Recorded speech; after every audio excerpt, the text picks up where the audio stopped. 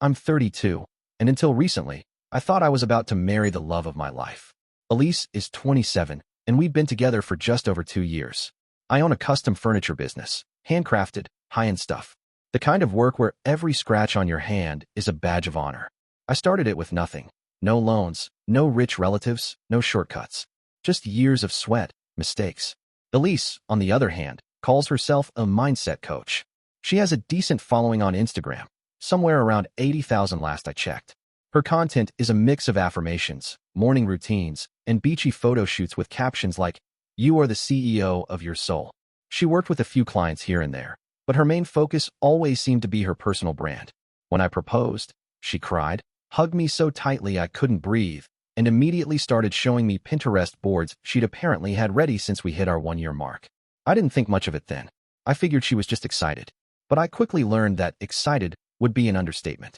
In less than a month, Elise had booked a massive cathedral-style venue, scheduled a tasting with a cake designer who charged nearly $9,000, arranged for a live harpist, and planned a destination bachelorette party in Greece with 8 of her closest girlfriends. The wedding budget ballooned past $100,000, all of it on my dime. I didn't flinch at first. I loved her, and I'd worked hard to be in a place where I could afford something like this. But then my accountant, who's also one of my oldest friends, asked me over lunch, "Have you talked to Elise about a prenup?" I hadn't, and I didn't love that I hadn't. It wasn't that I didn't trust Elise, but I've spent years building my business. If something ever went sideways, I couldn't risk losing everything I'd built. I thought she'd understand. So one night, after dinner, I brought it up. "Elise," I said, "I wanted to talk to you about something serious. Just a precaution. I think we should consider a prenup. Nothing crazy, just to protect the business. Everything else stays exactly as we planned." She paused, then laughed. "Wait, seriously?" "Yeah," I said carefully. "Just for the business. That's all. If you need a contract to love me, then maybe you don't love me as much as you say." That stung. "I do love you," I said. "But this isn't about that. It's about making sure the thing I built before we ever met doesn't get caught in the crossfire if something ever went wrong." She didn't budge. "If you trust me, then why do you need it?" "And if you love me," I replied, "why wouldn't you sign it?" She looked at me like I'd just insulted her entire family. "Trust," she said quietly, "is more romantic than contracts. I'm not signing anything. Ever." That was the end of the conversation, or so I thought. Over the next few days, she told her family I was trying to control her. Her sister texted me saying I was being manipulative. Her mom called and said I was treating Elise like a gold digger, which I never even implied. But Elise? She acted like none of it ever happened. She kept right on scheduling fittings, tastings, and photo shoots. And while she was doing that, I was making my own quiet plans.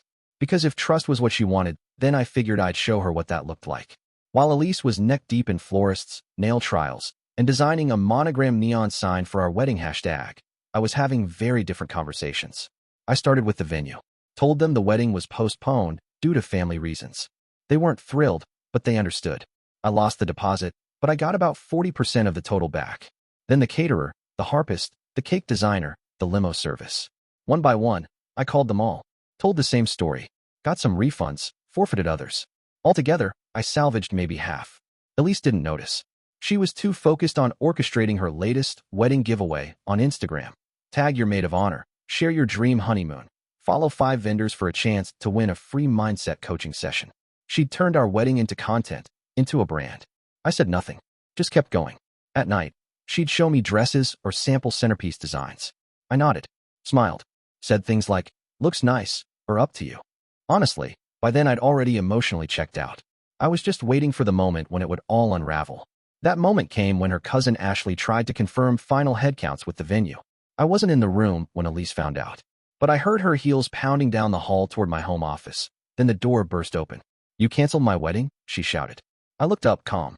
"No, I canceled our wedding." Her eyes were wide. "Why would you? How could you do that behind my back?" I didn't raise my voice. "You said no prenup. You said trust is more romantic than contracts.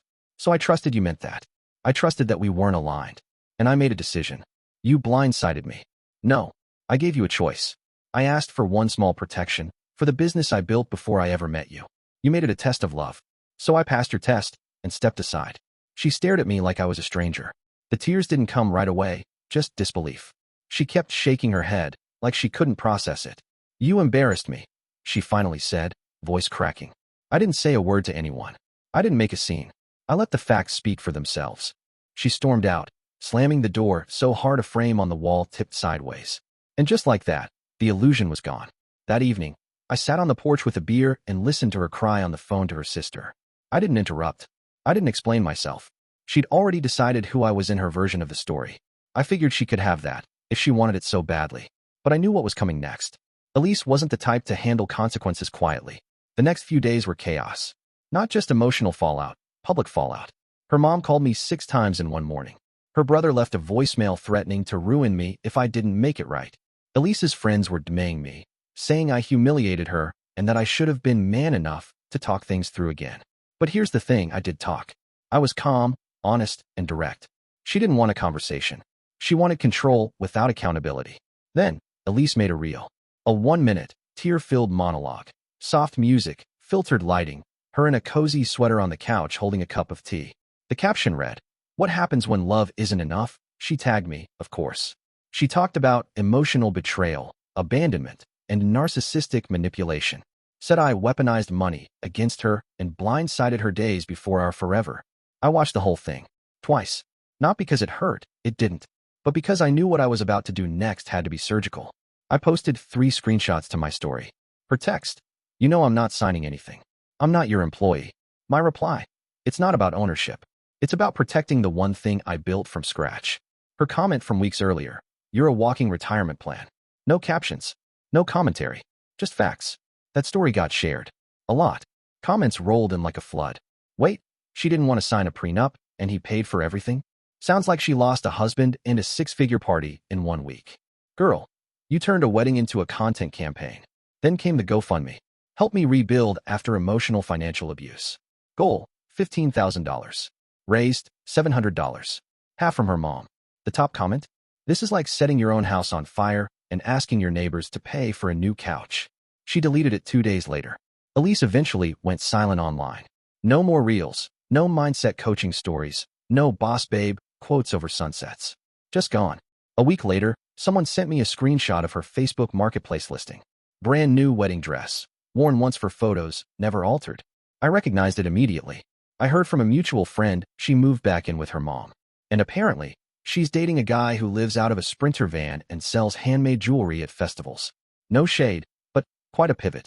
As for me, I took what I recovered from the wedding and finally finished building my dream woodshop.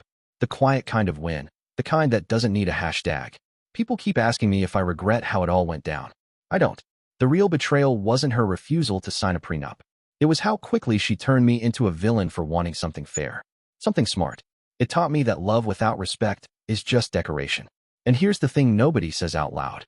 If someone flinches at a prenup, it's usually not about trust. It's about leverage. Because love isn't about blindly giving away what you've built. It's about protecting each other, even from worst-case scenarios. My only real regret? Not canceling it sooner.